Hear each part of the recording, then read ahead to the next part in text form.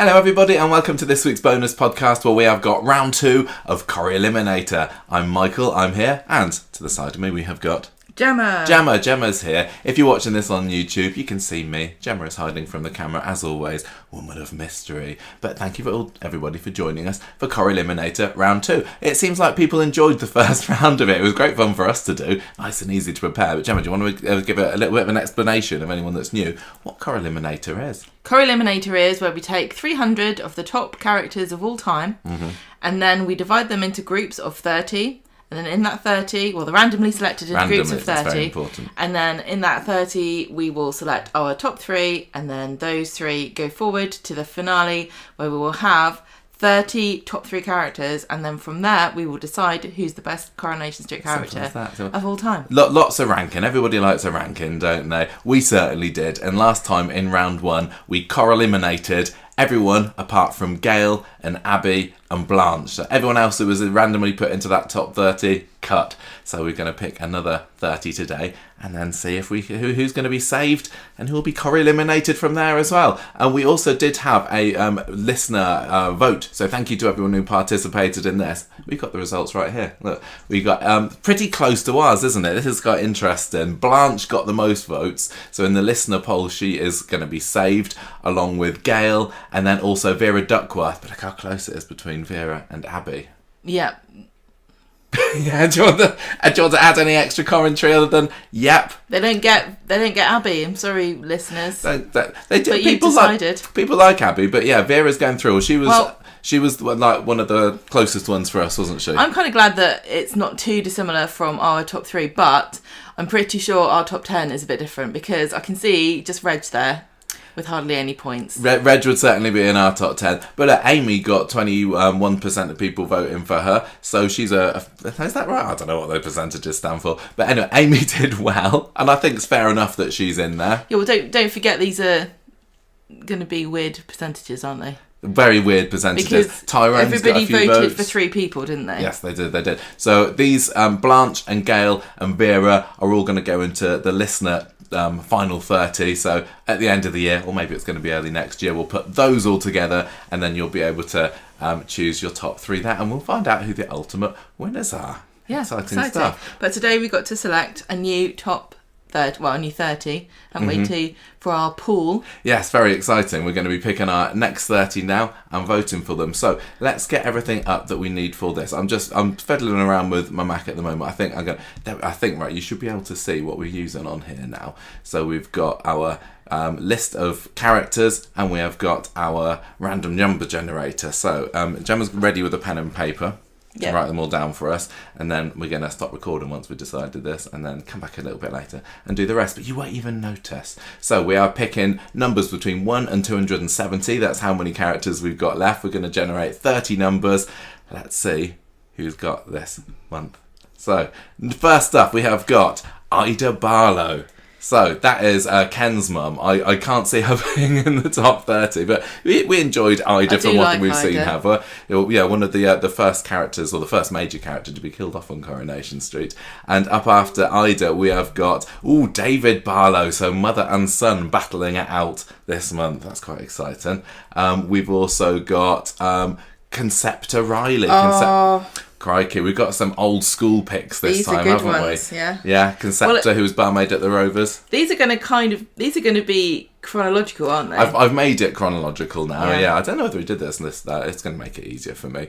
After that, we have got here's the first big one, Emily Bishop. Emily Nugent as was. She's in the contender. She's a contender this week. Will she be saved or Corrieliminated? Little bit of a jump next. Number 64 on our list. We have got Percy Sugden. I love Percy. He's a real favourite. Well, some people hate him because he was a bit of a cantankerous old git. But definitely classic Coronation Street character. He's going to be a difficult one to put there to get rid of if we have to. Next up, we've got Debbie Webster. So recent return to Coronation Street just in the last 5 years or so. Lots of people love Debbie now. Underused. But yeah, she's this early in the list because obviously she was a character in the 80s first and then came back after a bit of a break. Next up, we've got Don Brennan. Old one-legged Don. I enjoyed him. He was he was a very complex character. He came in as kind of a nice guy, but by the end of it, partly thanks to Mike Baldwin and Ivy, he went out in a blaze of not so much glory, but infamy. Yeah, a blaze of infamy. After Don, we have got Jim McDonald. So we have. Oh my god! Big one. Sure.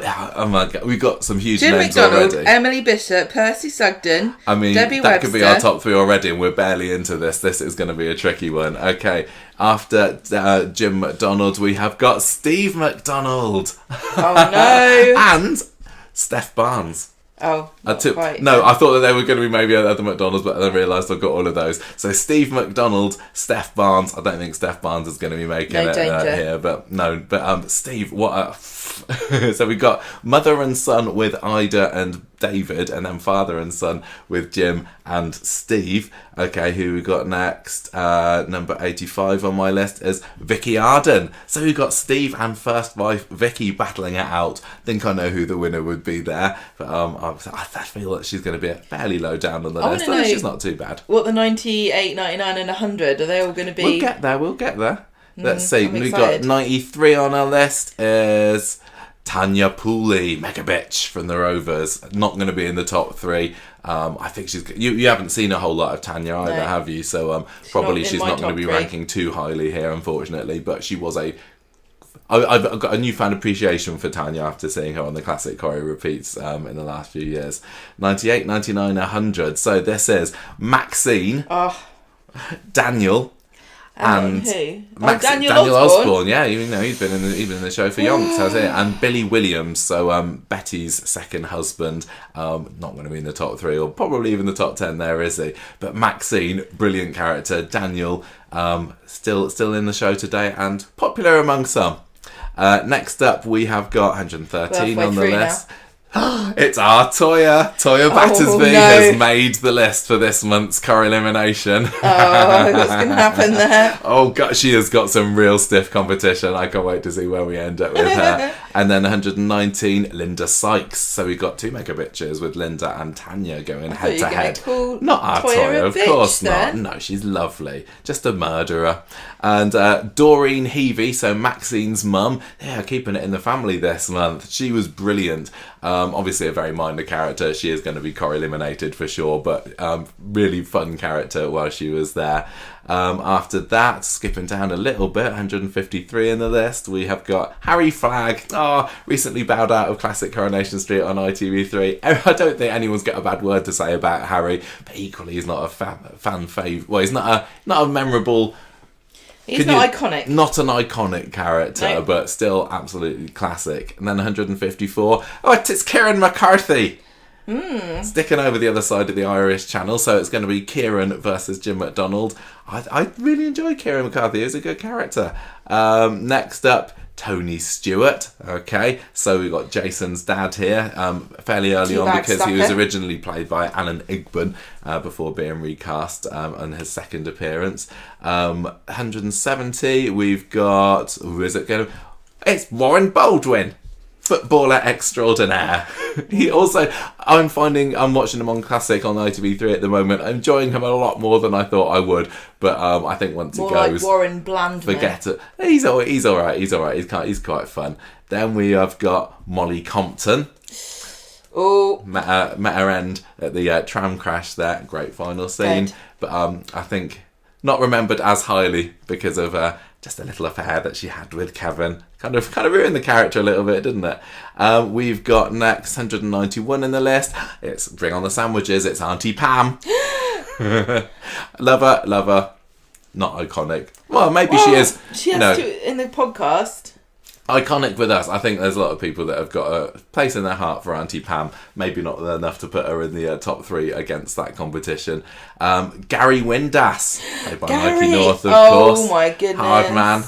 I love him. This is difficult. There's so many characters. This feels more difficult than last month. It really does. And then right after Gary, we've got Natasha Blakeman. Now, I know a lot of people really, really love Natasha. We were never really big fans.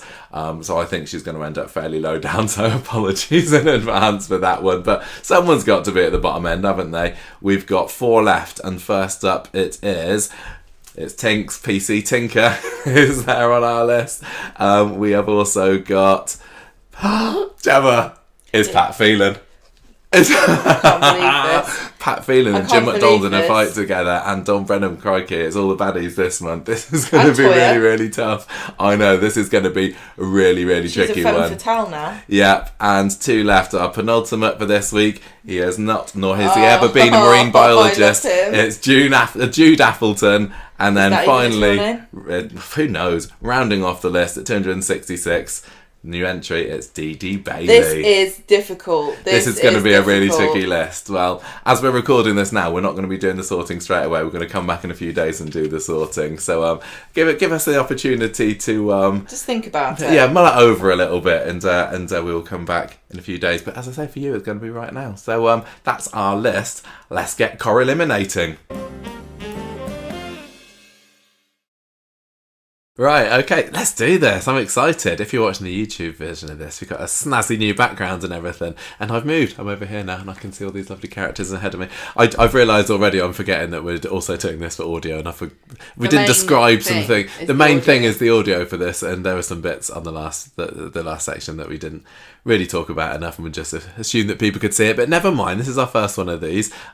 So, how did we do this before? It was only like 3 weeks ago. We just went through them all in order, I think, and decided do we need to, where in general we thought they should go. So whether it's top, middle or bottom. Not dilly-dally. Begin with the first person on the list. Yeah, so we're just going to go through chronologically for this. So Ida Barlow there. I love Ida. Do you? She was not in it for very long, was she? She was in it less than a year. I think she's going to have to be in the bottom. She'll be in the bottom 5, I'm afraid. Bottom 5. Well, I'll stick her... We haven't got a holding area, have we? Oh, no. We did. I did wonder why you did it like that. Oh, we did it like that. Okay, right. I don't know what I'm doing. She's down the bottom here somewhere. Yeah. Okay, right. David Barlow. David Barlow was quite fun. Are we going to talk about... Did we talk about them more later on? You sort of said a sentence about each one. So... David Barlow's brother of Ken Barlow, who's a footballer. He was married to Irma Ogden, and he's a really nice guy. He was nice. He wasn't exciting particularly, but he's one of these characters that doesn't have a whole lot of flaws, and if you just want a nice, well-rounded character, then he's your guy. Not very exciting though. Not especially exciting, but he appeared quite highly in Chris Anstey's list, didn't he? I think he was, up there among the top ones. I don't think we've seen enough of him, just me and you personally, and even what we have seen, it's a few years ago now, so he's starting to fade a little bit from my kind of memory. I think he's probably going to be another fairly bottom-y one. I mean, same with Conceptor. Both of these characters, very important, and then in that they're Corrie originals, but I don't know how much that they stand the test of time, at least for us. Conceptor, Riley, then Hewitt. She was married to Harry Hewitt. Mm-hmm. She's Irish barmaid. She had a child. Just gonna pop him down here. She was the stepmom to Lucille. She was good fun. She was sensible, and she was a fairly likeable, but yet forgettable. I rate her quite highly myself, but that's because I really think that my eras in Corrie are like 2010 on, and and we've seen bits of the other ones. To 1970 probably. Yeah, I enjoyed Conceptor. She was very much just like she wanted to get married to Harry, and then she was happy being a mum. She's a very traditional value woman. Yeah, yeah. I think she added a certain extra to the Rovers that we didn't get with Jack and Annie. But whether how much of a key character in the whole history of the show. From what we've seen, I don't know whether we can rate her that highly either. No, I would put her before David, just because I would prefer her personality. Still somewhere towards the bottom though. David Barlow's a bit of a mystery to me still. Yeah, I know what you mean. Right, okay, so we're on to the big guns now with Emily. So Emily, part of the show for the best part of 55 years, starting off as a very mousy, mild-mannered woman who was under the thumb of Mr. Swindley in the Mission Hall. Yeah, she was... didn't even get a first name for a number of years. Yeah, Miss Nugent she was called. She was a kind of what would you call like a sidekick, wasn't she? She's like a religious sidekick. Yeah. She was the Alice to Leonard Swinley's Geraldine Granger. Yeah, if Alice fancied Geraldine. It was some of those that I think Emily kind of wrongly gets categorised of and thought of just an old woman, even though people knew that she was in the show right from the very beginning. In some ways, she was a bit of an old woman right from the start, in that she was very traditional in her values. Very religious, which is kind of a more dated attitude these days. Yeah, but I think that I don't know much about kind of a middle period. I picture her quite well as being the original Miss Nugent, just not saying boo to a goose. The mannequin parade episode was one of my favourite episodes of the 60s, and she was great in that. It's like deadpan ad-libbing to try to fill space as the chaos unfolded behind the scenes, as the models couldn't get their costumes on, and she had to kind of like fill time, and she was she got good comic timing. She was great with Norris. Well, you alluded to her unrequited love for Mr. Swindley earlier on as well, and that's a really fun story arc as well. As she's kind of, especially through 1961, from the episodes of that we've seen, kind of trying to. She's kind of fawning after him, and him not noticing whatsoever. She's like wistfully trying to gain his attention by being as mousy and demure as possible, which unfortunately is not really a great way to grab attention for yourself. And there's a great episode with her dad come in as well, and he's like this real sergeant major kind of character, isn't he? Just like, what do you mean, why haven't you got a man yet? So he goes to see Leonard Swinley to ask his intentions, and it really brilliant to it kind of shows why Emily is the way she is, because of this, like you said, overbearing man has not let her have a single opinion of her own for the first 20 odd years of her life. But as she goes through the 70s and 80s, she starts to settle more into this not maternal role, because she was never a mum, but the wife of Ernest, who was again a very traditional kind of character, and then obviously she was widowed and was the spinster ever after, wasn't she? She was Tracy's godmum. I think the relationship that she had with Deirdre throughout the 80s and 90s was lovely. And she even had some fairly touching stories of her own in the early 90s, like when she was in love with, do you remember that vicar, Bernard, was it? And then he couldn't go out. He didn't want to stay with her because she'd had mental health problems, which reminded him of his mum, and the tragedy that Emily felt when she was rejected by him was heartbreaking. Then you got the Ramsay story when she was in love with Norris's half brother, and then you got the other side, which you start to see more of as we go into the second half of the 90s, which is the more rebellious Emily, climb up a tree when the Red Wreck's in danger of being bulldozed, save the cobbles in the 40th anniversary, and she became a bit more spunky. She kind of finally found her voice, didn't she? Yeah. In her twilight years.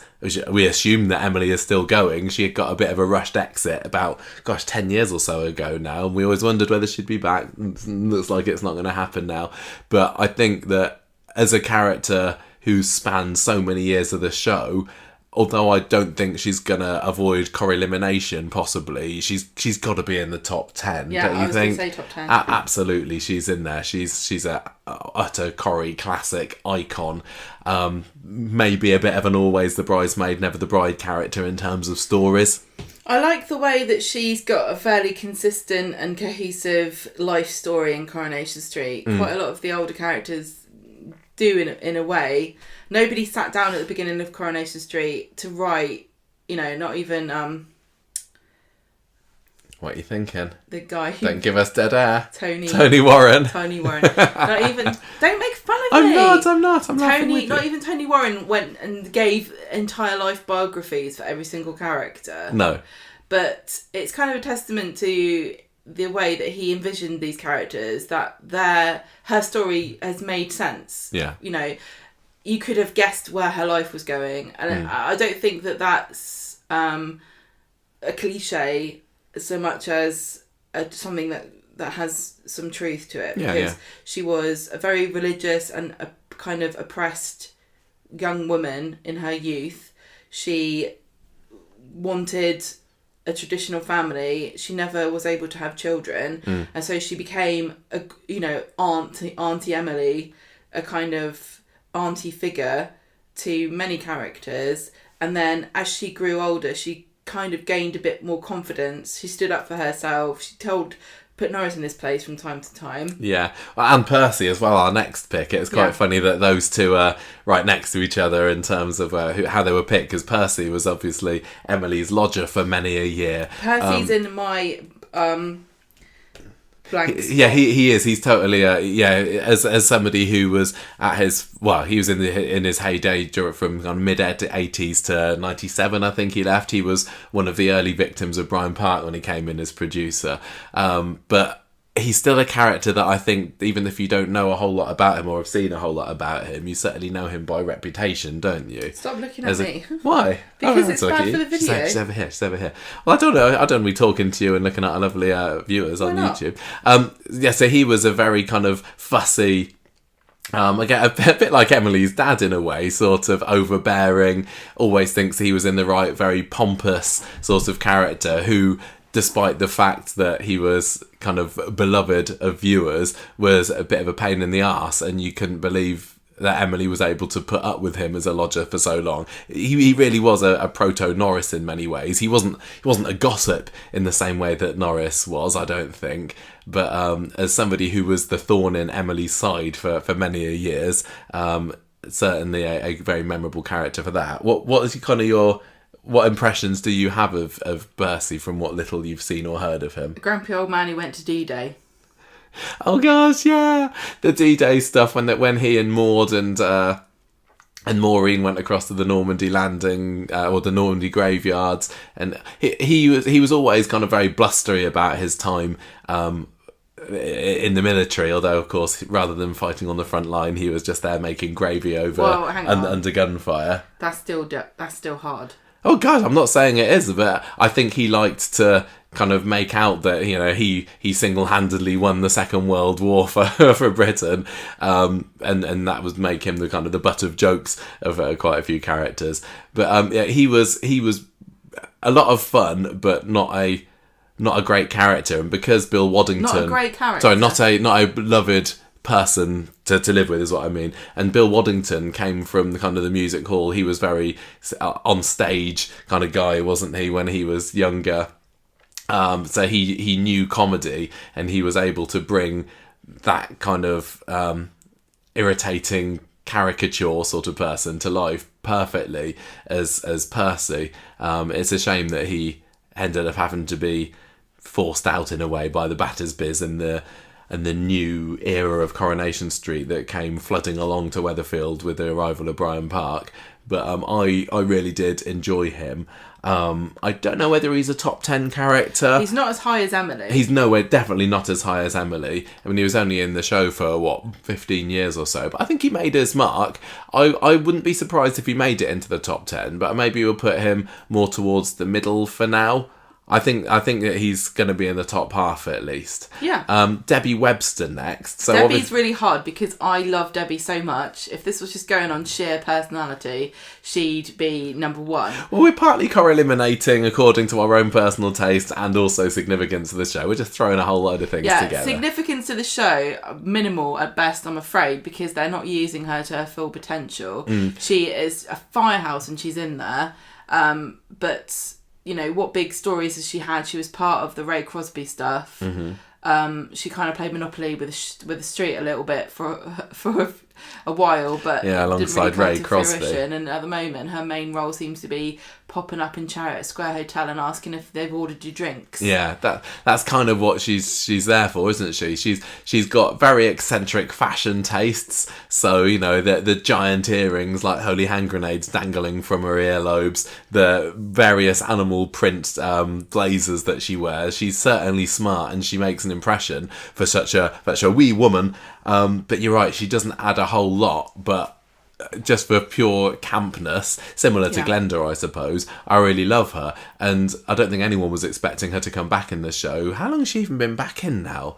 4, 5 years. I kind don't of know, lose but count. she's brilliant. And I don't. She's a top 10 for me. Do you reckon? I don't know whether she does. Maybe At the moment, as a personal, we can push her back. We can push her back. I mean, I don't know anything really of Debbie from her 1984, I think it was, stint. Still I just played remember by her Sue. being told, she was played by the same actress. Yeah, so that was being quite told a coup to that cook they the got her dinner back. after the mum died. Yeah, that's right. Kev's mum had died, so it was him, Bill, the dad, and Debbie living together, and she kind of took on that mum role, and I think she delivered sandwiches for Gail for a bit, and then disappeared off for 30 odd years. Become a property developer. She's a in real Turkey. fun character. I'll put her around the Percy level at the moment, but I think in Corrie history, Percy at this stage is deserving of a higher slot. Don Brennan, I think that he's a great character. I think that he's kind of looked down on in terms of Corrie characters and their importance. But then again, I don't know how much of my love for Don is just based on maybe literally his final week, or his descent into madness that he went into once he got cancer, and then he realised he had nothing left to lose, and he went all out to try and destroy the life of Mike Baldwin. From what little you've seen of Don, do you what's your thoughts on where roughly he should place? Top half, but it's difficult because I'm not really. I've forgotten who else we've got. They're all there in front I know of us. that can. Yes, thank you. Again, he's in my blank spot, so I don't have a whole lot to say about I think for most characters, if you're part of the late 1980s all the way through 1990s, it almost grants you a free pass up to the top half of the list, because it really was a bit of a golden era for Coronation Street. After everyone's got their favourite time on the show. Some people will swear by the 70s, but maybe it's just for me, and that's the era that I grew up in. But when in the early 90s, when Don was hobbling about with his one leg after that car accident, it was just wall-to-wall stars and icons. And although I wouldn't put him anywhere near up there with some of the other names that were out at that time, I think that he deserves a bit of respect and appreciation. And I thought that the relationship with him and Ivy was fantastic, and you got to see over the course of his time in the show, coming in as a relatively happy-go-lucky kind of normal guy, liked a beer, liked a game of cards, and then just turn into this bitter, I can't think of the word, old man, because of how Ivy just dragged him down with her old-fashioned values and her inability to get over the death of her son Brian. And then obviously Don had an affair. He started stalking Denise Osborne, which was a little bit odd for the character, and certainly not something that worked in his favour. But yeah, I kind of like to put for the moment Don somewhere around the middle, but yeah. I'd be happy for him to slide either way, to be honest. Right, we've got a couple of McDonald chaps up next. Father versus son, Steve and Jim. Firstly, let's just be brutal about this. Who gets higher on our list, Steve or Jim? It's got to be Steve for me, just because he's had longer in the longevity. show. Yeah, he hasn't had the big breaks. I mean, he's still in it now. I think he's had bigger stories because most of it revolved around his wives.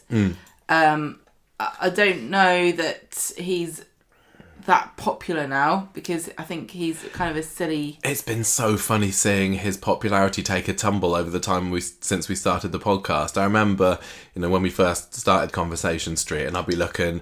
I was never that much of a frequenter of Coronation Street websites before we started, but, looking on the blog, looking on the forums, in the kind of 2012, 2013, he was by far and away the most popular character on the street. Not even just male character. Of the current characters, everybody loved him. Nobody had a bad thing to say about Stephen.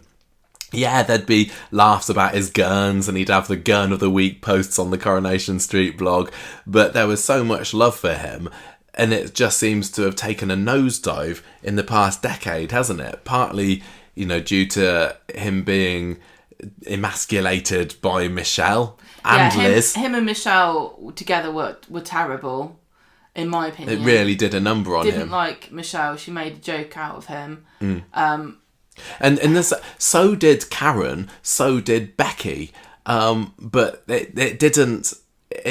He was able to fight back, and he was able to give as good as he got. And we're seeing some of Karen's exit story on ITV3 at the moment, and Steve is still fighting back against Karen's overbearing, kind of naggy wife sort of persona. He was such a cool guy, especially, you know, he came in as a teenage heartthrob in the 80s. He went through the 90s, he became a bit of a slick businessman with his t-shirt business, and then going into streetcars afterwards.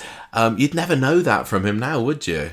No, definitely not. He's just, I wouldn't trust him to make my toast. No, because he just, you know, he speaks in the baby voice. He's dumb. He's played for laughs. The trouble, what happened with him and Michelle is that when he was with Michelle, it kind of felt like he deserves this because he's a bad person and he's an idiot and she's cool and sexy and who does he think he is?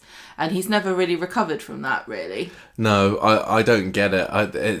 I don't think it's necessarily Simon Gregson not trying or losing it. I think that Coronation Street just likes him as the butt of the jokes character and not much else. Likes to turn men into idiots. And he does the same with women, so... I still think, despite everything, if he doesn't get a top 10 position, there's something that's not quite right here. I think he's a more significant character than Emily. Gosh, I don't know. He's a real tricky one. That's the whole point of this. I suppose he's had more to do. He's had bigger storylines. I've got a whole lot more affection for Emily than Steve, but then maybe I'm just thinking of current Steve, and if I compare what did I think about Steve when Emily was still in the show, I liked him more then as well. Mind you, Emily's had a longer history, hasn't she? Yeah, for sure. I mean, she's got 30 years on Steve. The other thing that's the trouble with current Steve is that the whole show is more of an ensemble show than it ever has been, and nobody's a main character for very long. No. So... Yeah, so to Jim, again, I'm gonna say top 10 probably for Jim. Yeah.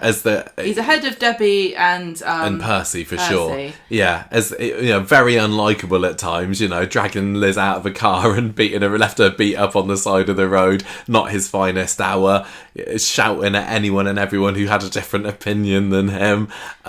He was a very strong-willed character. He was a no-nonsense kind of guy. I can imagine him watching Piers Morgan now and going, yeah, he knows exactly what life's about. He's a bit of a blowhard. But in some ways, that's what made him popular and memorable. He certainly didn't ever sit on the fence. No, you had an opinion about Jim McDonald if you watched him. You need characters like him because people like that exist in real life, and the thing about them is that they're also quite charismatic and likeable. And if you didn't get on the wrong side, then you could really get on with him. You know. Yeah. He had his catchphrases, that counts for a lot. I think he's probably got the most catchphrases of any Coronation Street character. And I just, and he was, apart from maybe his last stint with the Hannah story, which, you know, nobody really thinks too highly of, I think he was relatively consistent. His love for Liz, his love, lust, passion, burning passion for Liz was fun to watch. And you know, if you think about solid couples that were meant to be together, despite the fact that in many ways they weren't good for each other, Liz and Jim are right up there. So I think definitely a top 10 placement for him. Conversely, our next name on the list, Steph Barnes, unless anyone's got any objections, is going to be going fairly down the bottom. I think compared to round 1 of Corrieliminator, we don't have as many characters that are completely, you know, I'm not going to say pointless to the history of the show, but forgettable. Yeah, or just didn't contribute much. And Steph was only in the show for a handful of years at the beginning of the 90s, married to Des Barnes, who was much more of a major character. But even now, I think whenever we get to Des on the Corrieliminator, he's going to be, you know, wallowing towards the bottom, unfortunately. But where Des had his kind of cheeky cheeky charms and the pranks that he'd play on Derek and Mavis to keep him interesting. Steph, I've watched her era twice now, and I've not got very many memories of her. Well, she and Des were like yuppies, weren't they? And this was the era where every TV show or movie had a pair of yuppies, usually dinks, and they were just in everyone's business being obnoxious. Yeah. And so there's no way to save that. I mean, kind of character. I don't think that they would go out to, and like, they're not showing off, hey, look at us, we live on the posh side of the street, not like Sally these days. But they were better off. Steph's dad was the guy who was in charge of building that side of the street. So she's very significant in that sense, I suppose. But she was, to me, no real loss to the show. The biggest thing that she contributed was probably shaving off Kevin's tash. And I remember a funny scene where I think she's walking around in the buff inside when Derek's spying inside and he gets an eyeful. But I don't... 30. Do you reckon 30? We got to start putting people somewhere. I don't know whether, Ida... I suppose Ida... Ida's better than Steph. Okay, another one that's going to end up relatively low down, although not completely inconsequential in Corrie's history, is Vicky Arden, or Vicky McDonald, née Arden. It's really difficult because I'm sitting the other side of the screen and these are very small icons. They are tiny, so we have got Vicky next. I'm going to tell you that Vicky Arden, to me, from where I can see, because it's also, the screen's angled away from me, I thought that's either Vikram or it's possibly the puppet from the Saw movies. Because all I can see is so you got a lot of hair. Pale face, a lot of hair. And lips. Are you an ardent Vicky Arden fan? 30.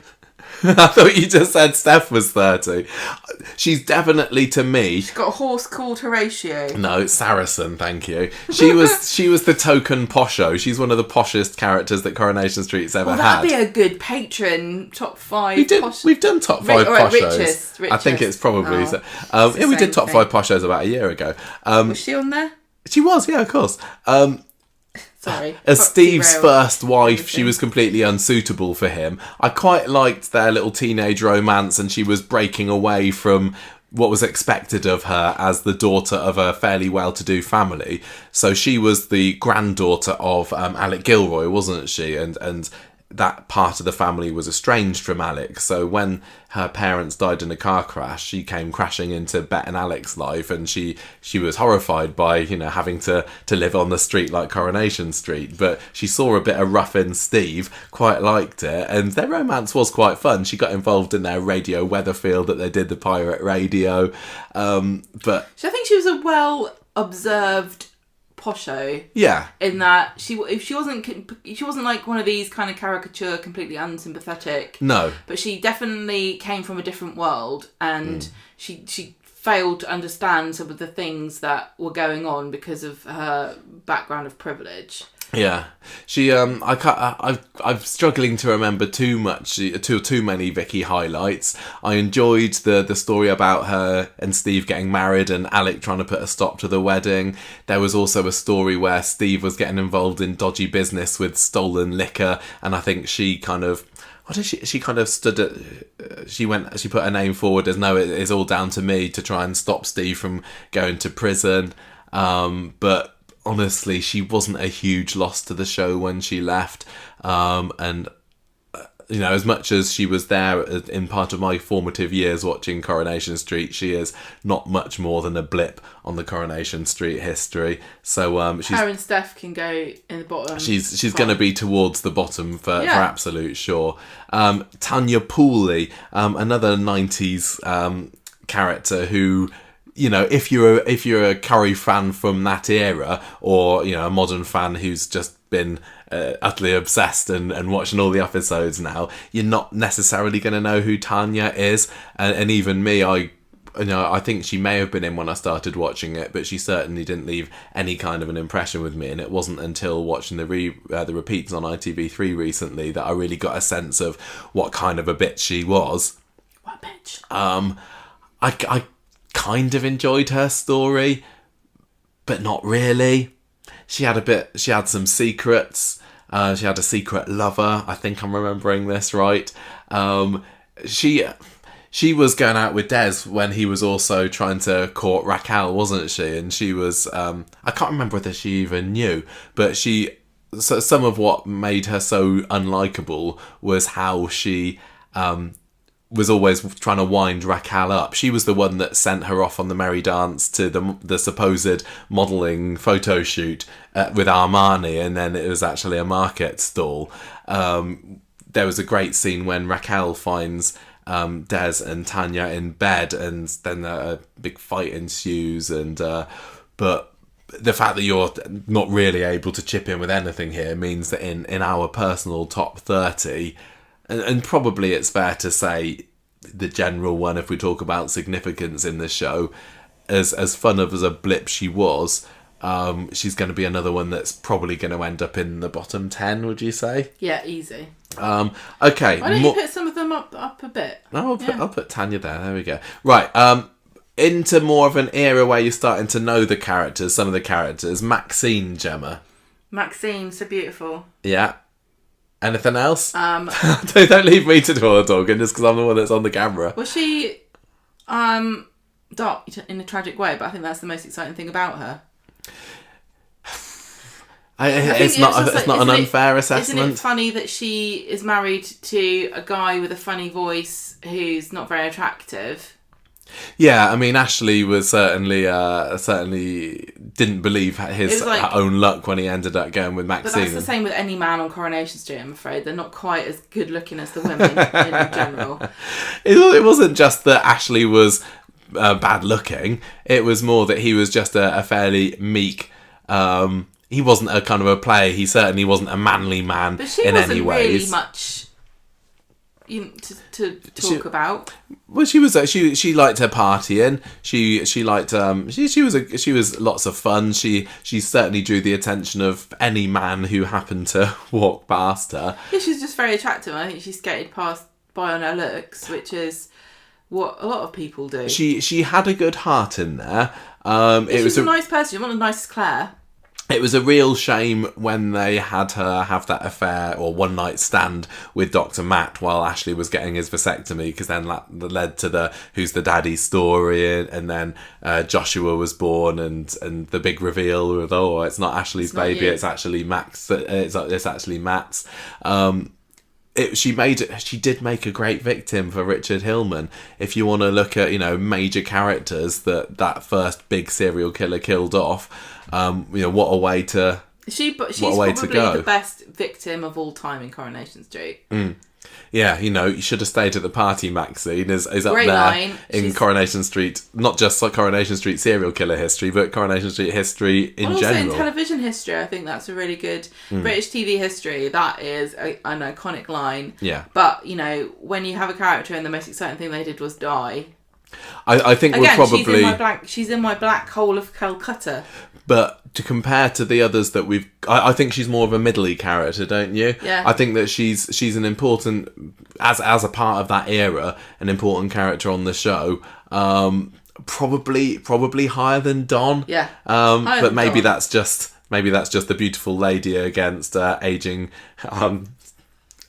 grump that's talking there. Next up we got Daniel, who's this early because he was born in 94, 95 I think it was, but obviously we haven't got much to go on personality wise until his return in the late 2010s under Kate Oates, played by Rob Mallard. So what you definitely got some opinions on Daniel. I love the way he was brought in as like the psycho that pushed Ken down the stairs. And the big secret. That was all in his first year. And really, he hasn't changed since. Like, lots of people mellow out, but he's just still simmering on the edge of psychopathy. If he turns out to be a serial killer, if they decide to get rid of him for some reason, I can't imagine they'd ever really want to get rid of the son of Ken Barlow. No. But if they ever did, that would be a perfect way to get rid of him, because it's always been there. He's got this unhinged streak, hasn't he? Like, we saw it right back from, pushing Ken, but also the feud with Chesney. Yeah. When they were fighting over Sinead. Pushing Max down the stairs. I mean, even being in a feud with a child at school is unhinged. He seems so affronted the fact that he's under suspicion for Lauren's murder. Yeah. But honestly, Swain's not wrong. If you look back on his history on the show in the past 5 years, he's got, a number of misdemeanors under his belt, most of which involved his temper. Yes, exactly. Like I said, he's got a big pedigree. I do love how they brought him in as a kind of a new Ken. I think he's moved slightly away from that. He's not quite so 18th century poet as he was back then, with the floppy hair. I think that the 18th century poets were quite violent as well. Oh, well, I don't know. It's my idea of one. He's kind of toughened up and bulked out, and he's got the stubble and the shorter hair now, but he's still... Works in a prison. Yeah, but he's still an intellectual at the end of the day. And he knows how to use an apostrophe and can spot an incorrectly placed one at 50 feet.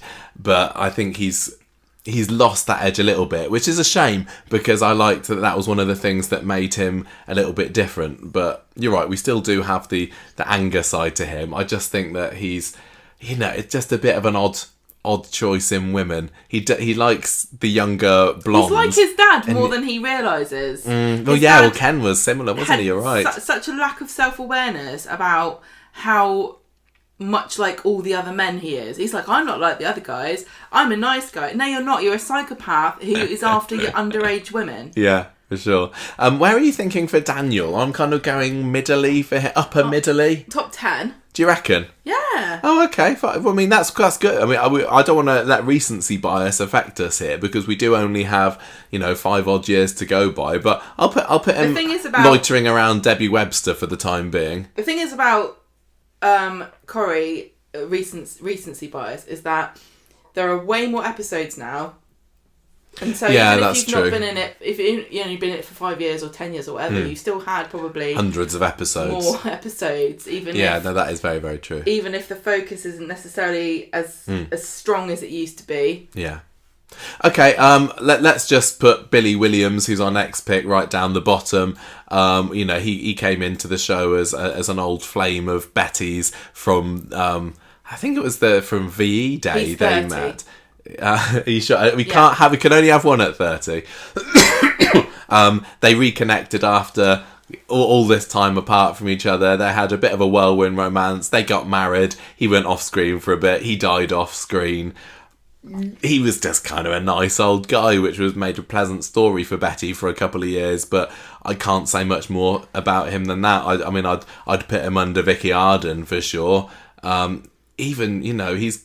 I'd have to see how 30. he compares to Steph, honestly. Right, Gemma, next one. This is hard. This is we got our Toya. Our girl Toya. He's a bit of a podcast favourite. Murderer. Yeah. Vegetarian. Yeah. Protester. That's trained counsellor. Don't forget that. Yeah, she is. She's got to be top 10, and that's not just our bias for how much we like her. No, she's a significant character. She's. I mean, it's really hard for me to have a perspective. I'm going to be honest. It's going to be. I don't think that she's gonna avoid Corrielimination. That's the problem. She might be Corrieliminated. There's probably just a few more that are gonna oust her. Yeah, I mean, she's had some massive stories since she came back. She was involved in the baby story with Eva. That was massive. And then she had her her surrogacy stuff. She was the landlady of the Rovers. Everyone forgets, I think. She's done so much. It was a forgettable era, but since she's come back, I think that they don't know what to do with her. Is my they absolutely don't know what to do with her. I don't know that the way that the show works at the moment really helps facilitate a place for her. She doesn't have a home. She's living with her sister. I think sadly Imran getting killed and Charlie deciding to leave hasn't been good for Toya, because they did have a really good thing going. I enjoyed, and I thought it was very sweet, the fostering story, seeing him hide. It's not down to him deciding to leave, it's what they've done. What they've done with him since. I don't blame Charlie for this. It's what they haven't known what to do with her since, because I think the biggest mistake they made was killing Imran off, and 100%. Obviously I'm biased, and I can't escape they were that. made for each other. But the fact that he's not in the show and he can never come back was such a massive lack of foresight, I think. Yeah. It didn't make for a compelling story, particularly because they flubbed it. And she still is a killer who hasn't been faced justice, and now they've got this baby story with her, which again I think it's was just lingering poorly at the conceived. moment. Yeah, and she is a bit of a joke now. She's a square, and she's always been a square, but with a little bit of, you know, fire in her belly when there's a cause that she feels strongly about. She's just a thoughtful, professional woman, and when she was with Imran, she had somebody to bounce off of, and they were just a normal, nice couple. But where she is at the moment, nobody appreciates her. Like Nick and Leanne, I don't think they know how books open, to be honest. I mean, they're perfectly, you know, Leanne keeps making cracks about how Toya's supposed to be the smart one and everything. It's just because she knows which way up a book goes. Doesn't mean she's that clever.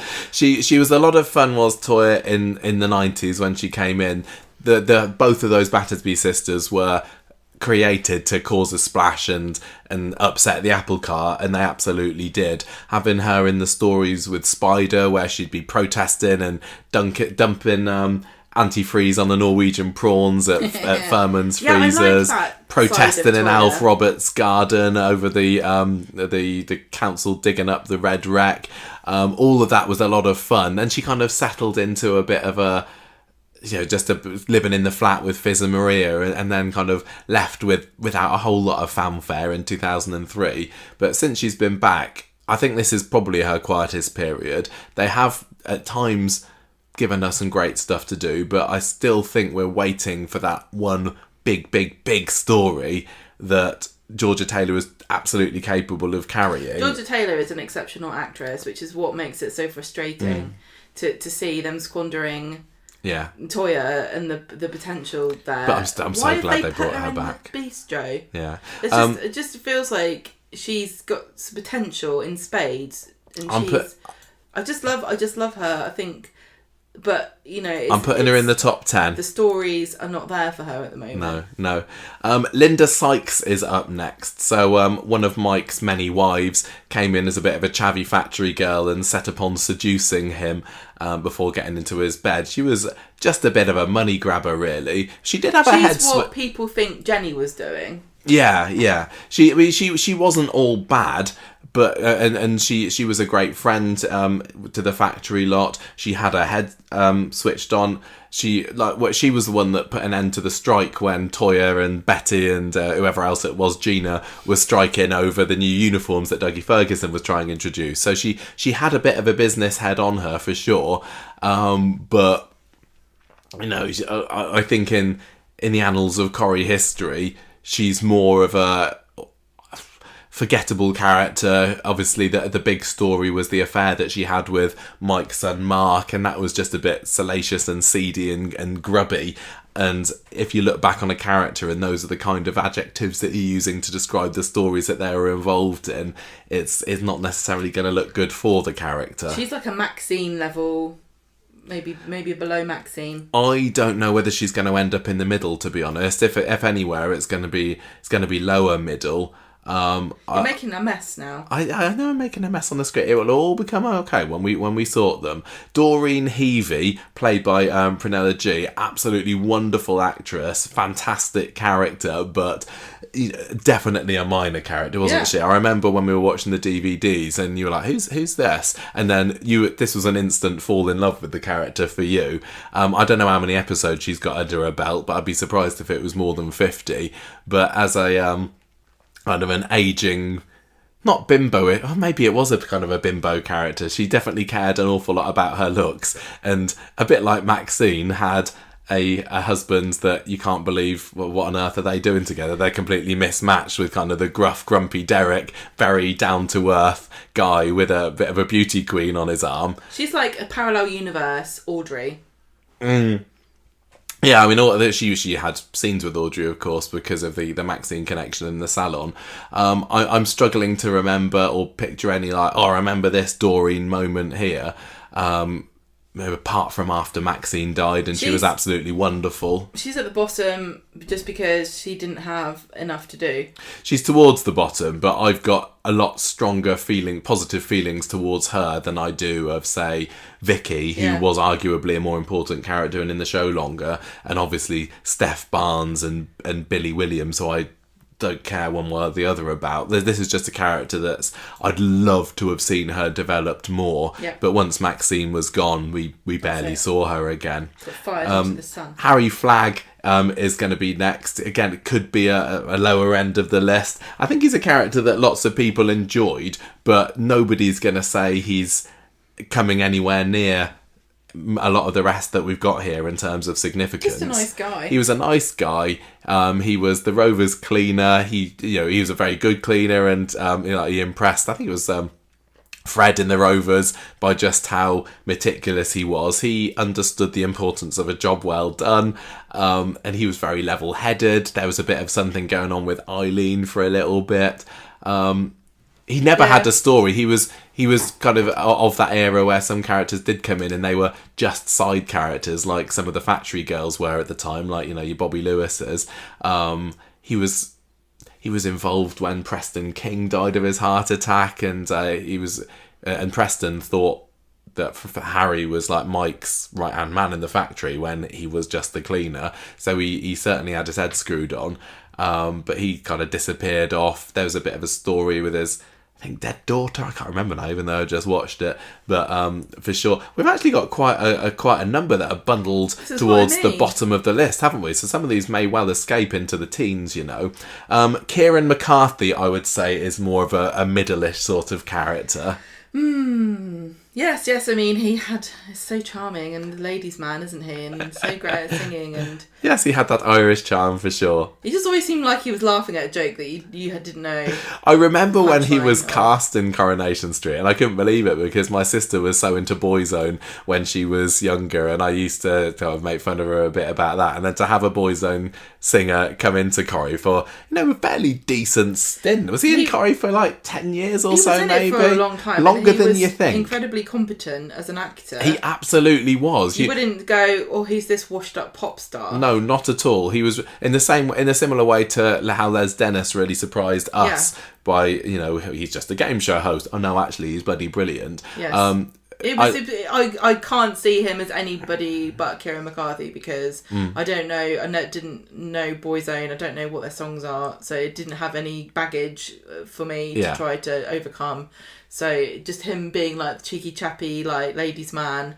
I don't think they often gave him much heavy material to do. No. He really was. He had the courtship with lovely Sunita, and I can't remember much of who else. He was just there, adding a bit of charm. He had a rivalry with Roy because he was a top chef as well. He had his own restaurant that lasted for all of a week or so before it completely the bottom dropped out of it and nobody wanted to go anymore.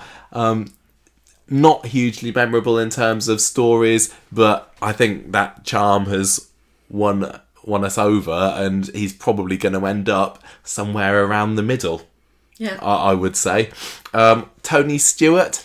Tony Stewart, come on now. Let's just put him at the bottom. Is he 30, Gemma? He's 30. We got. The fact of the matter is, the only thing I ever remember is he stacks his tea bags. He tea bags up, and that was only posthumously. And he was Jason's dad. It was really funny kind of watching the original incarnation of Tony Stewart on ITV3 recently when it was Alan Igban that played him, and he really was a bit of a kind of slimier, nasty kind of man. He was no conception of him. An utter layabout and a waster, and always trying to get out of any kind of responsibility, and it's no wonder Eileen didn't have a good word to say about him. If, by the way, you're not sure who Tony Stewart is, it's Jason Grimshaw's dad. Absentee father, came back in for a bit more of a stint in the early 2010s, had a ill-advised affair with Tracy.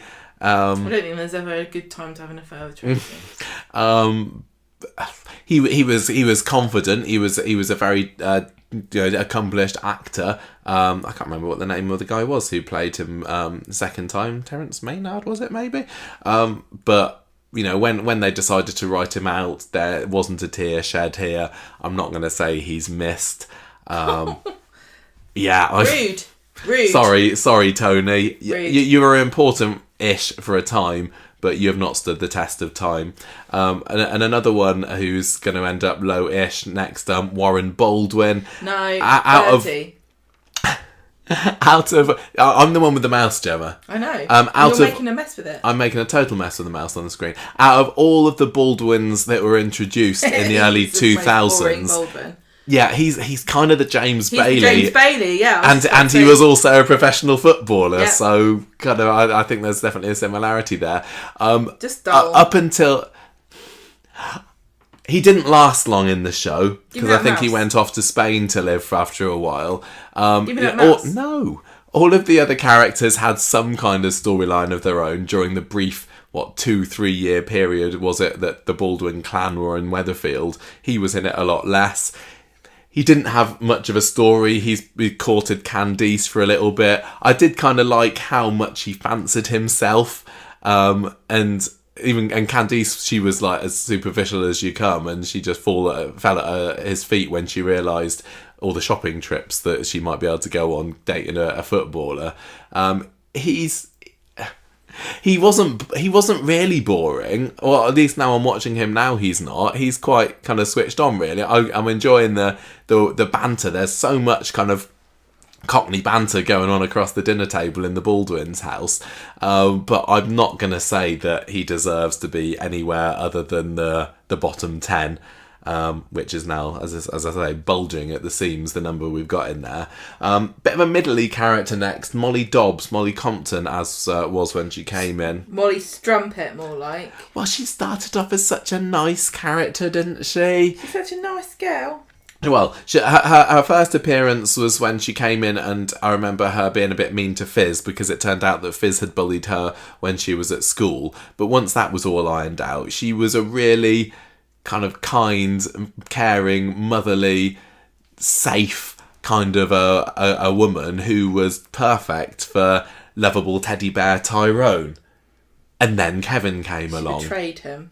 And the character assassination that poor Molly went through when whoever it was at the top that time, Phil Collinson was it? I can't remember, decided that they were going to have Kevin want to jump Molly's bones and get into bed with her. It was such a shame because she was a great actress and they were just doing nicely. But I suppose in the same way that Kevin and Sally were doing nicely when Brian Park came along, sometimes you just got to split them up. It's just icky. And I think if you think of, what are some of the most ill-advised and I can't believe they did that storylines in Coronation Street of all time, particularly, of the middle era, and you could say that there's quite a few storylines like that now. Mulvin, as it was known at the time, for the Molly and Kevin couple, is just right up there. She had a brilliant death. Yeah. She, like Maxine, she was a nice girl who made a mistake and then died. Her death is easily one of Corrie's best. As part of the tram crash. One of the best deaths, one of the best episodes. Yeah. So does she's that give her a boost? I think in a way it does. I think it probably does put her, in terms of memorability, higher than all of these that we've got in the bottom 10, but I'm going to put her maybe lingering under the likes of Don Brennan and Kieran McCarthy as a high teen. This is driving me mad. How messy this is. It's sorry, really driving me mad. Just don't look. It's fine. We'll sort it. It'll all become nice and organised soon. Auntie Pam, Molly's Auntie Pam. What do we remember about her? Baskets of sandwiches and schemes.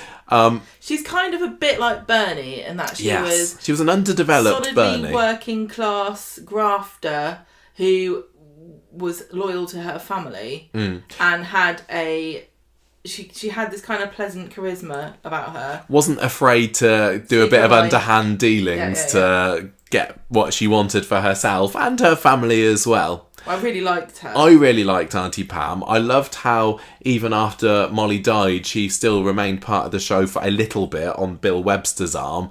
But then when Peter Armitage left the show, she had to go with him, and we didn't see a whole lot more of her after that. I think she's one of these characters that maybe, in some ways, only being used for a little bit has kind of made her a little bit legendary. She's one of these characters that if you were there watching at the time, you go, oh yeah, I remember Auntie Pam, good old Auntie Pam. A bit like Graham Proctor, who was a similar. I think that there were probably some schemes that Graham, who was much her junior, and Pam would get up to together. And if maybe she'd stayed in it longer, like, more people would have kind of got onto the joke, you know what I mean? And she wouldn't be as fun anymore, because she'd just be a kind of minor character that never really had a whole lot to do other than prop up other people's stories. Where are you kind of thinking for her? Midway? Lower midway, maybe? I think in terms of importance, she's probably, maybe she is under Linda Sykes. But in terms of I like her, she's higher. So I'll kind of put her around about there at the moment. Such a dilemma. Right, we're on to the big guns now, and some characters that are still in the show for the most part. More recent characters. Well, Mikey North, who plays Gary Windass, has been in the show for the best part of 15 years, more than that now.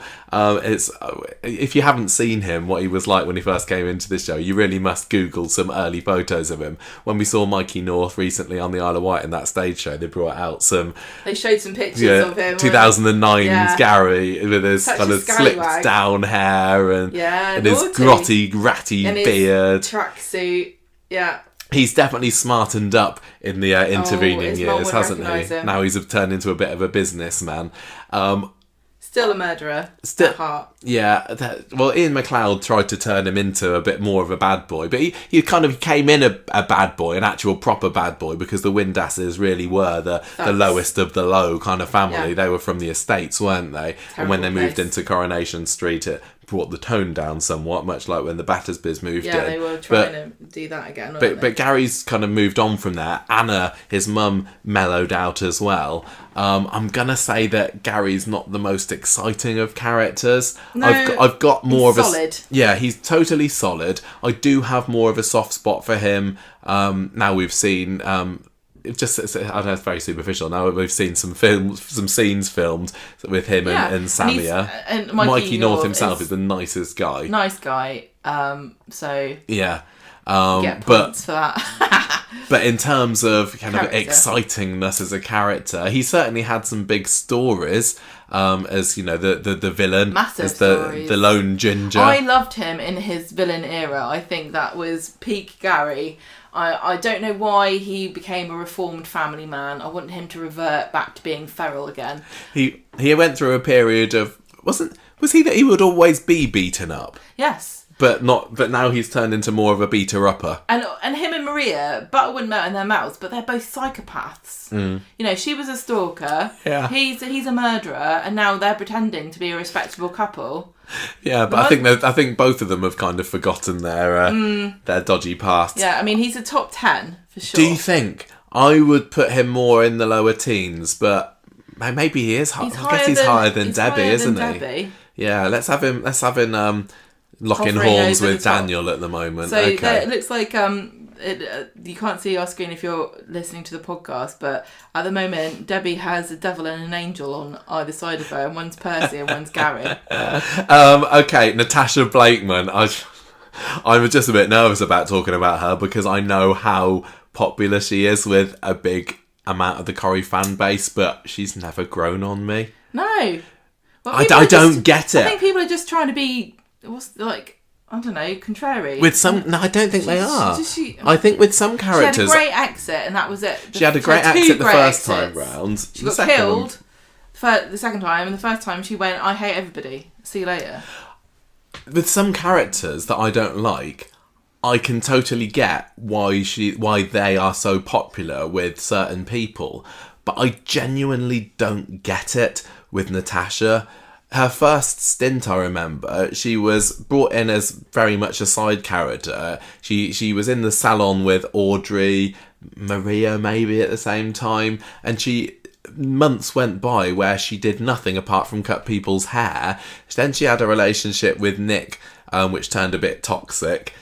And then she disappeared off in a blaze of glory, which, like you said, was absolutely fantastic. That's one of Corrie's best ever non-death exits, like triumphant exits. It was superb. But then even when they decided to bring her back a couple of years ago, even then she was only a little bit on the show. She was almost used as a vehicle to get Sam into the show rather than being a character in her own right. She was just like, I'm a business lady and I'm from London, and it reminds me a bit of like Violet. No, I'm in London, so I might as well be in Saudi Arabia. You're right, she was a bit of a Violet, she was a bit of an Angie Freeman, and I get that lots of people like that sort of character. She was certainly intelligent. Like she wasn't Angie. at all fist-wifey. Angie Freeman, yeah. No. Who Angie Appleton. Yeah.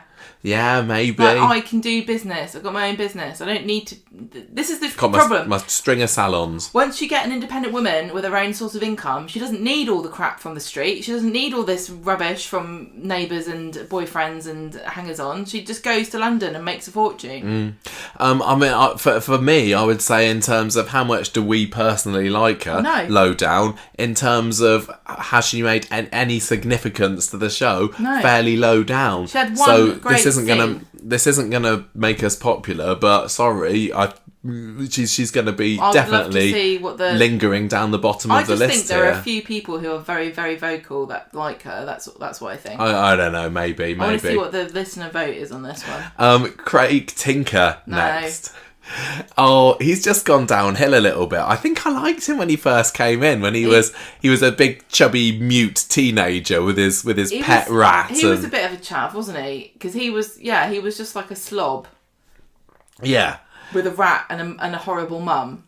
Well, no, Beth wasn't horrible at the start. Beth was loving. She had the sea necklace, and what did that stand for? And they made a nice kind of pairing. But I can't think of... I suppose Craig, to me, his best story and his best relationship, if you like, on the show was when Faye was pregnant and he was the supportive secret keeper. I mean, he's a bit of really a joke, quite sweet. Isn't he, as a character. Now he is. Even the characters on the street don't take him seriously. No, even like this week, Kit... DC Green made a bit of a snide remark about him. I'd feel bad if I was Coulson. Top of the second half. What, top as in low teens or high teens? Like 16. Yeah, probably. He's definitely, in terms of importance, he's higher than a lot of the other characters that we've ranked lowly. But, in terms of... That's just sheer force of, being in it for a length of time. It really is. It really is. Sorry, harsh. he's a nice guy. He's got that going for him. He's harmless. Coronation Street has made a bit of a mockery of him because he even had that OCD story, and then we were like, we're happy to forget this happened, Coronation Street, because you've really messed this up. And then they mentioned it again the other day. Recently. It's like, you have to let this go. You can't make him. You can't give him this incredibly serious and crippling mental health issue and then not mention it apart from in passing when they're talking about who wants a spring roll. He's just a bit of a dope. He hasn't got a load of friends. His sole purpose now, especially now that Faye's left, has been to deliver news and tell people secrets. Tell people things, highly classified police secrets that they shouldn't know, which is kind of a funny running joke, although I don't know how much of a running joke it is. I don't hate him at all. I just don't take him seriously. And then he comes in and arrests people. When he comes with his calming demeanour. I'm sorry, I'm going to have to take you down the station. I always think come on, Craig. Craig, you don't know what you're talking about. Yeah. Right. I mean, Pat Phelan. Come on. At the top. He's at the top, isn't he? Top dog. Is he number one? Are we gonna put him there straight away? This is our poll. Is it a bit rude to put him ahead of Emily, who was nearly victim of a serial killer herself? Not him though. In terms of characters that we both absolutely adore, he's right up there. In terms of overall significance in the show's 63-year history, he's not, is he? Because he was in it for a decent amount of time for a Corrie villain. They really extended his time on the show. There are certain categories of character that immediately have more significance because they generate discussion more than others. So, Landlady of the Rovers, you could be in the show and not be really, a big character, but if you're the landlady, you're going to be a part of an elite group of characters. And serial Not that killers means and that Stella villains- Price is going to be anywhere near the top 10 of whatever but list she appears in. Serial killers and villains are their own category, aren't they? And you have to give a bit more significance to that group of people, because when they are in the show, they're the centre of the show. Yeah. And that's why people hate them. And whichever side of the fence you come on, the fact that anybody was able to appear on the street in the 2010s, when Corrie, people might say was past its best, someone who was able to come in and even be in the same discussion as, is he better than Richard Hillman? Has Richard Hillman finally been topped? That says a lot. Even if you kind of say, no, Richard was better, you got to admit that Pat Phelan's snapping at his heels. We thought that that was one of our favourite times, or that was our favourite time era of Coronation Street since we were doing the podcast. Conor McIntyre had a lot of time for us and the podcast as well, which is always lovely. Not that we can be bribed by attention or anything. He was such a strong actor. He was such a complex character. We did a whole episode based on him before we did any of the extended character profiles. We did our top 10 Phelan scenes. It was absolutely superb as a character. Dark, but he had a nice side to him as well. Charismatic, magnetic. Just one of Corrie's best ever characters, and a modern icon, villain ever, quite possibly. Don't know where he's going to end up. There was so many great twists in his story, with it turns out he had Andy in the basement all along, and we were like, can't believe this is actually happening. Yeah. This is brilliant. And the dark and the light, the lighthouse scene, him turning up dead like the rivalry with Michael Rodwell, and I loved Michael Rodwell, so it made it even harder to know who do I want to come out on top in this in the latest argument that they're having. So he tried to kill Michelle, so props to him for that. Having him kind of standing over Michael as he succumbed to that heart attack was tragic. I was like, no, don't let him die. But then I kind of wanted him to get away with it as well, because I needed him to stay in the show as long as possible.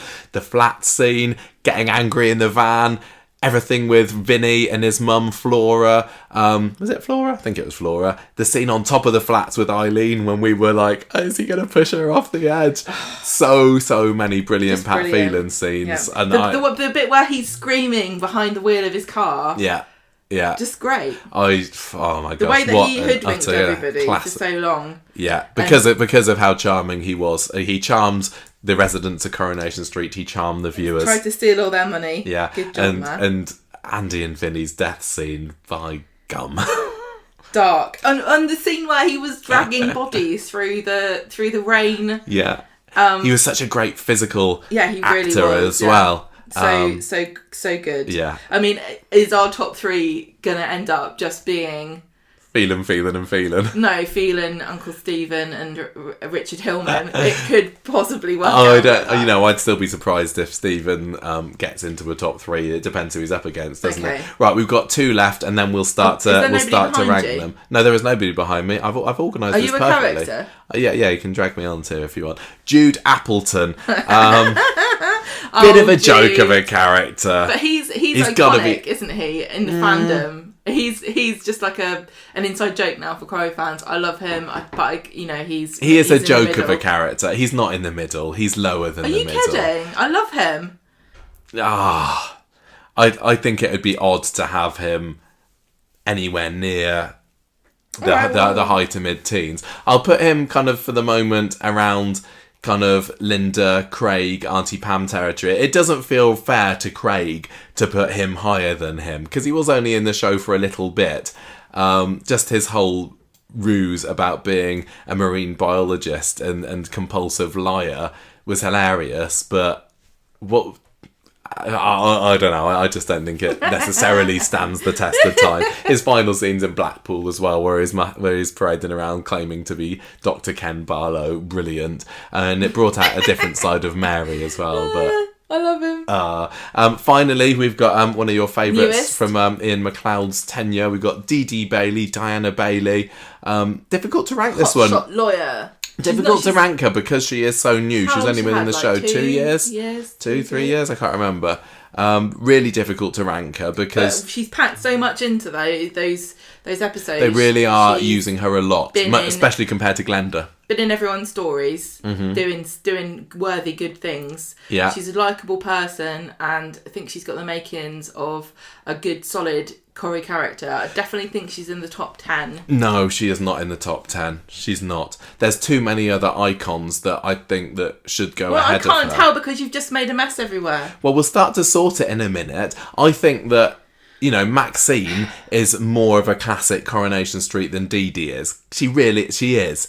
I think that Don Brennan is as well. Maybe once we get into the bottom half, the Molly Dobbs, the Pam Hobsworths, the Linda Sykes, I might be more comfortable with slotting her in there, but she's not been in the show long enough yet to be able to say that she's a top tenner for me. Michael's top 30 then, isn't it? Not mine. No, we're doing it together. We're doing it together, but you just, every single time I say anything, you say, oh no, not there. We gotta have a compromise. That's what a marriage is about, isn't it? Right, we've kind of done our rough sorting now. Now it's time to put them in order.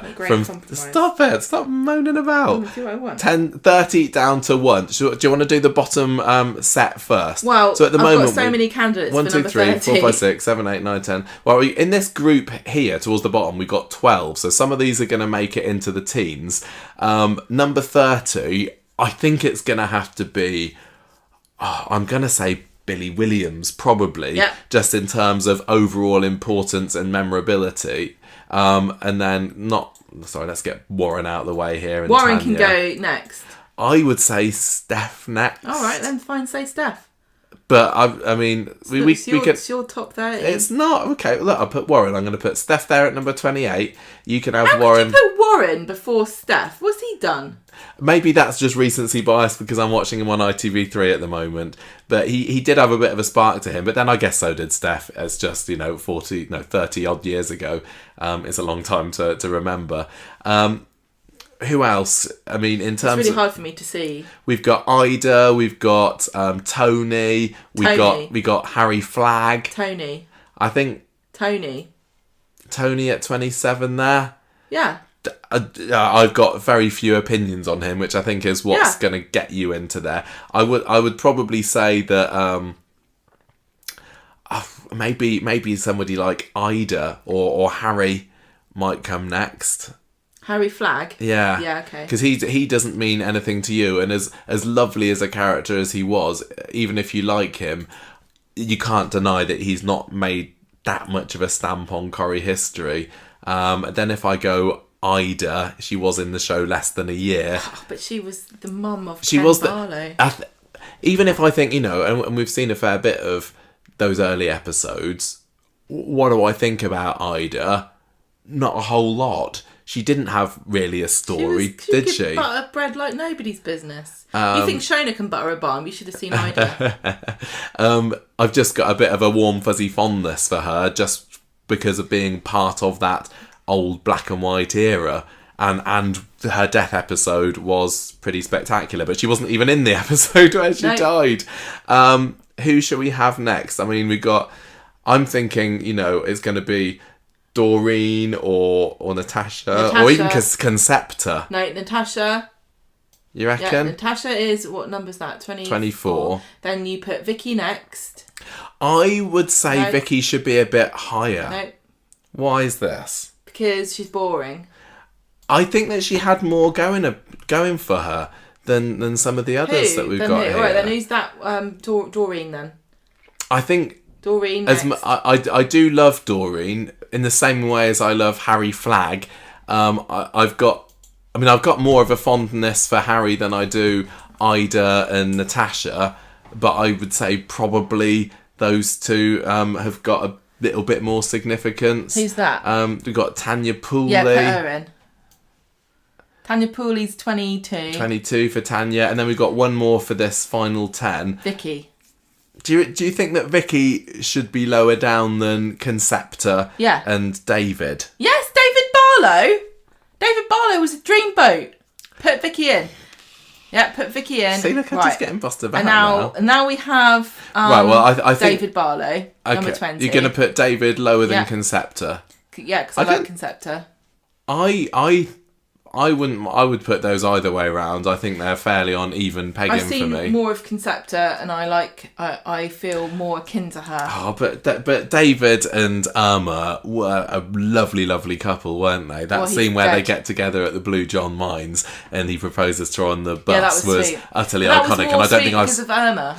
Yeah, but I don't think I've seen anything of Concepta so far that makes me feel the same way as that particular scene did. I like Concepta because she's similar age to me. At one point she was. Yeah. Okay, right. Don't you tell... I'm thinking... You say, don't you what? Don't tell me what to do next, otherwise it is just turned into... We want to do this together. I'm thinking that... maybe Linda... Yep. Next. In term, like, we're starting to get into more memorable territory here. Had the big stories... had a bit of spark to her, bit of a Marmite character. I don't think that Pam Hobsworth can get much higher into our list. No, 17. I mean, she's honestly lucky to have made it that high, because but she's skating past in a good looks. If we compare her to the likes of Doreen, I mean, she's a good 7 places ahead of her. Is one more important than the other? I love Auntie Pam. Not necessarily. I think that Auntie She's got Pam's a there farm that everybody lives on. I think as kind of cultish legendary status, Yeah, Auntie Pam gets the higher spot. Who had compared to Doreen? A more iconic basket of sandwiches than Auntie Pam? Nobody. Can we have Jude next? Who's this? We got Jude. Is that Jude? Yeah, we got Jude. As I don't know, I feel bad having him higher than some of those others. But again, you can in terms people of around. Well, who do you swap him with? I just think that, in terms of bad camera. Sorry, in terms of Corrie legendary status, he's not higher. I mean, Concepta's better than him. Yeah. Maybe she is. Yeah, she is. But you don't. But we've seen the whole of Jude's stint, and we've only seen snippets of Concepta and David, so it's difficult to judge. Concepta was the first barmaid in Coronation Street. Yeah, so she's iconic. Do you want to put her higher? Yeah. Do you want to shuffle her up a little bit?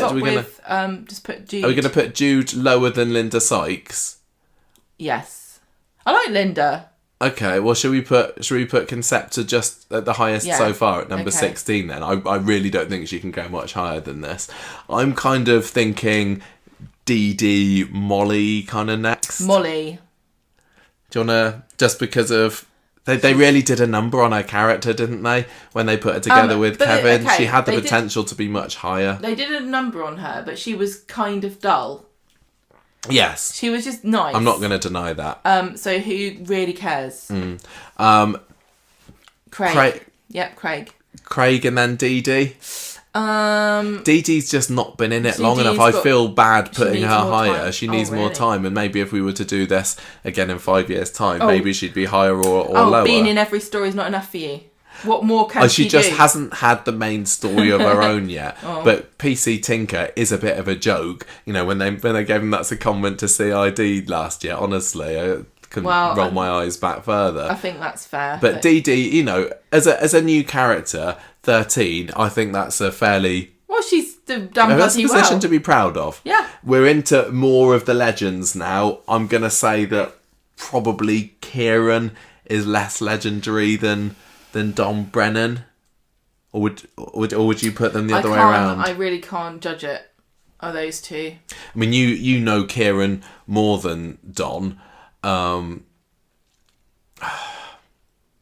think we're just gonna have to. You're gonna have to trust me on this one. And Don just naturally is more of a legendary character, partly through being in that real golden era than Kieran was. So he was more of a 11. side character. So Kieran at 12. Don at 11, and then that gives us our top 10. Okay. I think.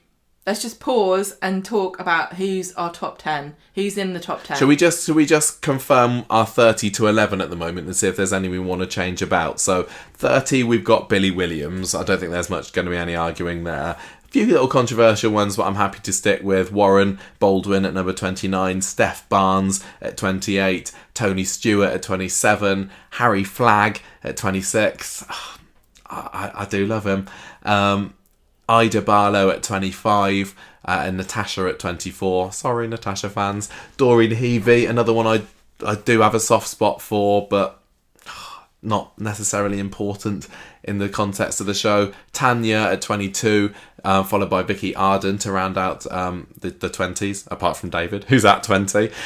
Jude Appleton at 19. Then we got Linda at 18. Auntie Pam at 17. She feels like she's too high. I think David should be higher than Jude and Pam and Vicky. I think David should be number 17. David at... Okay, so we put then jumping up there. I think that Pam should be below Linda. Okay. If we have Jude at 19... No, Jude's at 20. Sorry, 20. Then Pam at 19. Linda at 18. David Barlow at 17. Then Concepta. That feels right. That's my personal choice over those two, but because I haven't seen as much of David. Molly at 15. Then we got Craig, Dee Dee, Kieran... and Dom Brennan. At so, number 11. Who have we got in our top 10? We have got Maxine Peacock, we got Percy Sugden, Debbie Webster, Daniel Osborne, Gary Windass, Toya Battersby Habib, Jim McDonald, Steve McDonald, Emily, and Pat Phelan. And I'm going to say out of that lot, it's going to be Debbie and Maxine that are going to be rounding out the bottom part of the top 10. Which one at 10, which one at 9. If it depends whether we're going for personal feelings and also the, with current Corrie in our head, Debbie should be a little bit higher. Debbie but more than Maxine. I think if Maxine hadn't been killed, she wouldn't have left such a great memory because that is part of it, but I think she was fairly likeable, but in a nice, safe kind of way. It's just the amount that Debbie is underused, Yeah, I know. She's not got a chance to screw up because they're not giving her anything to do other than, like you said, going and checking that everyone's drinks are okay at the Chariot Square. I still want to put Maxine at 10. Okay, and then can we have Debbie at 9? I wouldn't feel right having her any higher than that when in the company of all these other legends here. Then I reckon Percy Sugden. I would go Gary over Percy. Gary? No. Yes, I would. Percy was great fun. He was a horrible, cantankerous old git. Who really added a lot. Who can forget him being perennially pursued by the Randy Phyllis Pierce? That got so much comedy. Well, they make TV shows called Baby Reindeer out of situations like that, Mike, but it's not funny. I would really feel uncomfortable putting a legend like Percy Sugden lower than Gary, who is just kind of a barely solid modern character. Well, we give or take here. So you want to put Percy in? I would probably go Percy at number 7. What are we doing here then? Right. So we've got 6 into left. The difficult category now. Emily, Steve, Pat, Toya, Daniel, and I think Jim. Thinking about significance and personal taste, there's a fairly obvious number 6 here. Oh, who do you think it Daniel. Yeah, because I don't love him at the moment, but I recognise his significance to modern Corrie. You got the link to Ken, fantastic actor, involved in some big story like the Who Pushed Ken, Sinead's death. Yeah, he's had some big stories, but he doesn't have as much history as the other. No, he's a real linchpin kind of character. I think in another 10 years you'd be putting him a bit higher. I think he's almost as high as he is, just through force of sheer goodwill of, he is Ken's son. I think he's a significant character in modern Corrie. I think there's definitely people that would put Percy higher, but I'll happily put him at number 6. Well, I can't wait to see the listener vote on this one. I'm really interested. So considering that the last one was fairly similar to us, I do wonder, what it's going to look like for this time, because it's not as obvious a choice, is it? This is funny because now really what we've got to do here is pick 3 characters to go through, haven't we? So we've got Emily, Jim, Steve, Pat and Toya. I can't see Pat not making it into the top 3. Pat's in the top 3. I don't. Does he? At the end of the day, it doesn't necessarily matter at the moment. So I'll just put him at my number 1 of these 5 characters. Pat Phelan to me is the number 1. He's not the most significant, but if we're just going with who's made the most impact on us, who's been the most important to us on the podcast, It's the podcast. I would happily put him at 30. number 1 there, but I can totally see that other people, if you're just going with historical significance, there are lots of other characters there that are going to be higher. And this is just a snapshot in time. As always, every time. We're not just talking, we're talking about ourselves in the present and what we think and how we feel about stuff. And it changes from day to day. I think there's a fairly obvious number 5 there as well. I think it's our Toya. No. Yeah. No. I can't. She's not a top 3. She's not, unfortunately. When we look at the competition here, I think it'd be too biased of us I don't mind to being put her biased. into the top 3. Even if she was number 4, I'd be happy-ish. But to compare with utter legends, widely agreed upon legends as Emily and Jim and Steve, it does not feel right to me to have Toya in the top 3. To me, I think Emily has to be number 2. Okay. I think Emily's number 2 because, and I think if you only know Out Emily... of respect. No. If you only know Emily as an old lady, you're probably like, well, I guess she's, an original, so... Yeah. But no, you watch her from the beginning, she's actually a fascinating character. And like I said... Really, really is. I really admire those characters in Coronation Street that have cohesive trajectories where you can look at them and go, this feels like a real person's life story. And Emily is one of the few characters where you can look at her and go, yeah, it doesn't feel like this was just made up. It feels like they just followed a real woman around and wrote down what she did. You're because absolutely right. some of it was, quite, sensational, but it wasn't like, come on now, that didn't happen. Her husband was murdered. She had the bigamist storyline, but nothing really truly outrageously off the wall happened. No. And you can definitely see her future. Well, if you look at Miss Nugent in episode whatever she came, was it the second episode? She wasn't in the first. No. She wasn't. She didn't start until early 1961. If you look at Miss Nugent in that first episode she's ever written, you can imagine Emily as in whenever she left, 2010 or whatever. I don't remember when 13, 14. Yeah. I like that about her, and I think that she is part of Coronation Street history, and she's also one of these people that feels. I mean, they all do in a certain sense, but she feels like a product of her time. Like, she feels like she's authentically... the era that she lived through, she was of that time. Might I suggest how we could round out our lists? Because to me, it feels like it should go Steve at 3, Jim at 4, and Toya at 5. Steve, because, the McDonald's clan have been utterly iconic and kind of a linchpin family to the show for the best part of 30 years now, 35 years. And as Steve has been in the show all that time, he's not had a break from it. He's not at the top of his game at the moment, but when he has been at his best, he's been absolutely superb. He's been funny, he's done the drama really well, he's been cool, he's been the ladies' man, he's had all of those classic relationships, Becky and Karen, especially, proper iconic short-term Corrie couples.